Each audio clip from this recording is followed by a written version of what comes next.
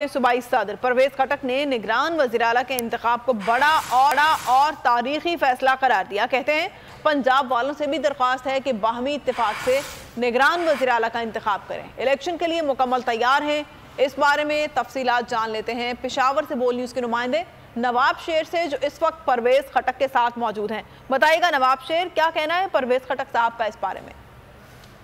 जी बिल्कुल, वफाकी निगरान वज़ीर आला के लिए आज़म खान का इंतखाब हो गया है। मेरे साथ इस वक्त पाकिस्तान तहरीक इंसाफ के रहनुमा परवेज़ खटक साहब मौजूद हैं, उनसे बात करते जी। इंतखाब हो गया है, इत्तेफाक़ राय से हो गया है, अब अगला लाएअमल क्या होगा और ये नाम किसकी तरफ से था? ये बहुत बड़ा फ़ैसला हुआ है। पाकिस्तान की तारीख़ में पहली दफ़ा अपोजिशन और गवर्नमेंट बैठ कर केयर टेकर पर यकजा हुए, और मेरा ये रिक्वेस्ट है पंजाब से भी कि आपस में बैठे और मुतफ़िका कैंडिडेट लें ताकि कोई मसला ना हो, कोई परेशानी ना हो।